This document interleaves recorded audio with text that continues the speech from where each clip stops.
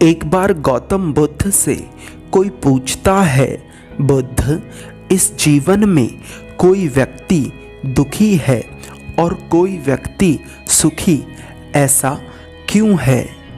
उस व्यक्ति का प्रश्न सुन बुद्ध बड़े कमाल का उत्तर देते हैं। बुद्ध कहते हैं, जिस व्यक्ति ने दुख चुना वह दुखी है और जिस व्यक्ति ने सुख चुना वह सुखी है। बुद्ध के उत्तर को सुन वह व्यक्ति बहुत आश्चर्यचकित होता है। हो सकता है आपके मन में भी यह प्रश्न उठ रहा हो कि भला कोई व्यक्ति जानबूझकर दुख क्यों चुनेगा? गौतम बुद्ध ने जो बात कही है वह सरल है, सीधी है, परंतु बहुत गहरी है। इस बात की गहराई को समझने के लिए हमें एक गहरी समझ की आवश्यकता है। वह व्यक्ति बुद्ध से कहता है, बुद्ध, भला कोई जानबूझकर दुख का चुनाव क्यों करेगा? कोई जानबूझकर अपने जीवन को नरक क्यों बनाएगा? बुद्ध कहते हैं, क्या मछली को कांटे में फंसना पसंद होता है? वह व्यक्ति कहता है, नहीं बुद्ध। बुद्ध कहते हैं, तो फिर क्यों वह मछली कांटे में बार बार फंस जाती है? वह व्यक्ति कहता है, पता नहीं बुद्ध, मुझे इस प्रश्न का उत्तर नहीं पता। बुद्ध कहते हैं, प्रलोभन, सुख की आशा। वह मछली बार बार कांटे में इसलिए फंस जाती है क्योंकि उसे कांटे पर लगा आटा तो दिखता है, परंतु उसके पीछे छिपा कांटा नजर नहीं आता। मनुष्य के जीवन में भी दुख इसी तरह से पैदा होता है। उसे लगता है कि सुख है, परंतु वह उस सुख के पीछे के दुख को नहीं देख पाता। कोई भी व्यक्ति जानबूझकर दुख को ग्रहण नहीं करता, वह सुख के प्रलोभन में दुख को ग्रहण करता है। हमें लगता है कि हम सुख भोग रहे हैं, परंतु वास्तविकता कुछ और होती है। बुद्ध को सुनते वक्त एक बात जो आपको समझनी चाहिए वह यह है कि एक सच्चा गुरु हमेशा अपने शिष्य के मन में प्रश्न पैदा करता है, क्योंकि प्रश्न ही आपके विकास का कारण बनते हैं। तो हो सकता है कि आपके भीतर कुछ प्रश्न उठें, तो उन प्रश्नों को देखकर परेशान ना हो। एक बड़े कमाल की घटना जो मैं आपको बताना चाहता हूँ, इस घटना से आप बुद्ध की बात को और गहराई से समझ पाएंगे। एक बार एक व्यक्ति एक बौद्ध भिक्षु से पूछता है, मुनिवर, आप हर समय प्रसन्न कैसे रह पाते हैं? क्योंकि मैंने अपने जीवन में धनी से धनी लोग देखे हैं, यहाँ तक कि राजा भी कभी ना कभी दुख का सामना करते हैं, परंतु आपके पास ऐसी क्या चीज़ है जो आपको हमेशा प्रसन्न रखती है? वे बौद्ध भिक्षु कहते हैं, जब से मैं भिक्षु बना हूँ तब से मेरा एक ही प्रयास है कि मैं अपनी ऊर्जा को ऊपर उठा सकूं, और मैं उसी प्रयास में लगा हुआ हूँ। इसलिए मेरे भीतर प्रसन्नता और आनंद बढ़ रहा है।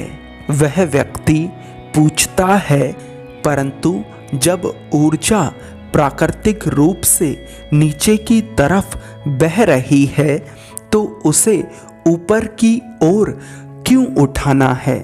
भला प्रकृति के काम में बाधा क्यों डालनी है? वे बौद्ध भिक्षु पूछते हैं, क्या तुमने बहते हुए जल को देखा है? वह व्यक्ति कहता है, हाँ मैंने देखा है। वे बौद्ध भिक्षु कहते हैं, तो तुमने ध्यान दिया होगा कि जल हमेशा नीचे की तरफ बहता है, उसकी प्रकृति नीचे की तरफ बहना है। क्या मैं सही कह रहा हूँ? वह व्यक्ति कहता है, हाँ यह सत्य है, जल की प्रकृति नीचे की तरफ बहना होती है। वे भिक्षु कहते हैं, नहीं, जल की प्रकृति सिर्फ नीचे की तरफ बहना नहीं होती। यह हम समझते हैं कि जल केवल नीचे की तरफ बहता है, परंतु सच्चाई तो यह है कि रूपांतरण के कारण जल ऊपर की तरफ भी बहता है। वह व्यक्ति पूछता है, परंतु कैसे मुनिवर? वे बौद्ध भिक्षु कहते हैं, भाप बनकर।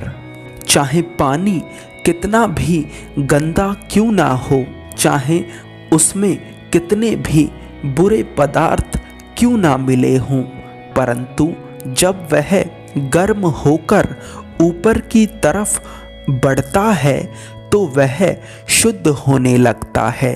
ठीक उसी तरह तुम्हारी ऊर्जाएं भी जब ऊपर की तरफ उठती हैं तो तुम्हारे भीतर भी शुद्धता का प्रकाश फैल जाता है। वे बौद्ध भिक्षु उस व्यक्ति से कहते हैं, किसी दूसरे को जबरदस्ती तुम्हारी ऊर्जा को ऊपर उठाने में कोई रुचि नहीं है, यह तो तुम्हारा चुनाव है। अगर तुम अपने जीवन में दुख महसूस कर रहे हो तो तुम्हारे पास विकल्प है, तुम चाहो तो ऊर्जा को ऊपर उठा सकते हो, क्योंकि जब ऊर्जा ऊपर उठती है तो सभी दुखों की समाप्ति शुरू हो जाती है। एक जानवर की ऊर्जा कभी भी ऊपर की ओर नहीं उठती और ना ही वह उठा सकता है, परंतु मनुष्य के पास विकल्प है। वह चाहे तो जानवरों से नीचे भी गिर सकता है और चाहे तो बुद्ध हो सकता है। बुद्ध का अर्थ है जो बुद्धि से ऊपर हो। वह व्यक्ति पूछता है, कृपा कर मुझे ये भी बताइए कि मैं अपनी ऊर्जा को ऊपर कैसे उठाऊं? वे बौद्ध भिक्षु कहते हैं, ध्यान कर कर, अपनी इंद्रियों पर नियंत्रण कर कर, शारीरिक तप कर कर, मानसिक तप कर कर। जब तुम अपनी इंद्रियों पर नियंत्रण लाते हो तो तुम्हारी ऊर्जा का ऊपर उठना प्रारंभ हो जाता है, और जैसे ही ऊर्जा ऊपर उठना शुरू होती है तो जीवन में आनंद पैदा होने लगता है। मुझे पूरा भरोसा है कि इस वीडियो को पूरा देखने के बाद आपके भीतर कोई ना कोई सकारात्मक बदलाव ज़रूर आएगा। धन्यवाद।